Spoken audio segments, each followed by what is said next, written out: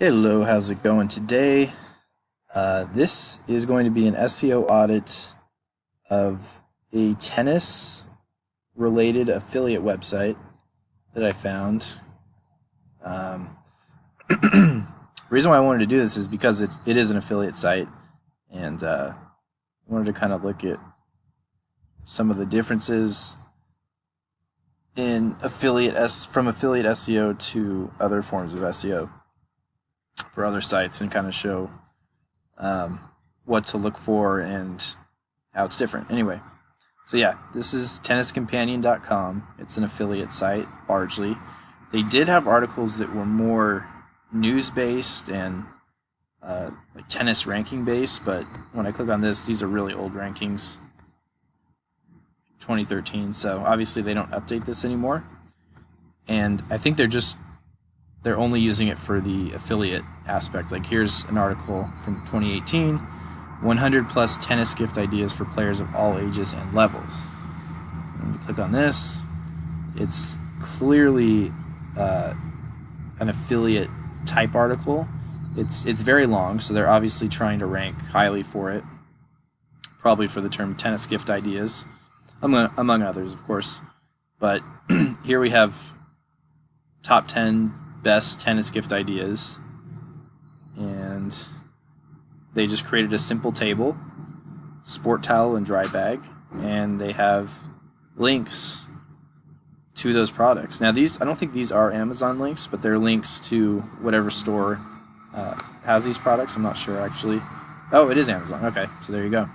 So yeah, this is an Amazon affiliate site, and the thing you want to look for here, it's sort of like e-commerce, where you can have a lot of pages with duplicate content, meaning you'll have a lot of pages with product names, product information, but it's easy to have multiple product pages being essentially the same. Like, for example, if you're talking about tennis rackets and you have, 10 rackets that are pretty similar, what a lot of people would do is they'd fall into the trap of describing every racket the same and probably having very little text there because they're focused on the affiliate commission. So you have to kind of balance that when you're doing affiliate stuff. Your goal is obviously to get people to click through to Amazon. At the same time, you need to provide quality content so it can rank, because Google can notice that if it's obvious that you're just trying to get people to click through to Amazon, Google's going to punish your site for that. So you have to be a little careful now. But we can see here, like this piece of content is pretty well SEO'd, and it also has some helpful information to add relevancy. Probably has some external links for that as well, I would imagine, although I don't really see any.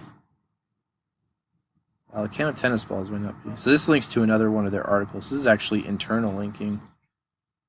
Some article about tennis balls. Okay. Wow. Now this is interesting too, because here it's very simplistic, but they're trying to land in the Google answer box with this. Like when someone types "what color is a tennis ball," they're trying to have their answers show up. So that's why they're putting these in Q&A form. Q&A is a great SEO strategy now, especially with the rise of voice search. Like if I'm talking to Alexa and I say, "Hey Alexa, what color is a tennis ball?" She could read this verbatim from this source. It's very possible. So you have to factor that into your SEO in 2018. But overall, this website, we're looking at this one article. This one article's good, and it's very thorough, and wow. And they even go into headphones. It's very good for affiliate stuff, for sure, but I'm just wondering if the rest of the site really balances this, because you don't want to just have one super good article. You want to have a lot of good articles that help prop this article up and make it even better. And I noticed they do have some internal linking, but a lot of the content on the homepage was very old, and so they might want to consider updating it. That being said, they are one of the highest ranked tennis affiliate sites I've seen. So they're doing something right, and it's pretty obvious that this stuff works, especially in a niche like tennis where I don't think it's super competitive. Could be wrong, but... And here they have a link to an article about books. 110 books. So clearly they're using the skyscraper technique here. And what the skyscraper technique is, it was coined by Brian Dean of Backlinko, and it basically it's an SEO trick where you take someone else's content that's ranking really well, and you add on to it. So let's say there's an article with the 50 best tennis gifts ideas. Okay, well, they took 50 and they turned it into 100, so you're adding 50 more to it. And of course, rewording the content as well. But you can do that fairly easily with a lot of subjects, and you can rank really well for it. So you see people do that a lot these days. It's a popular strategy for SEO.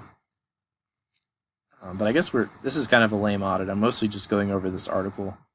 I find it kind of interesting how they're structuring it. But you can kind of see how they're trying to pass relevancy, right? They have links to an article about tennis balls. They also have these, which I'd imagine these are purely informational articles. Oh, best tennis rackets. Okay, so this isn't. So this is trying to sell tennis rackets. So yeah, okay. Who will find this guide useful? Oh, then more questions. Okay. Yep. So these are. So this one might be more information based. Yep. How do you select the right racket for your kid? This is mostly information based, except for these.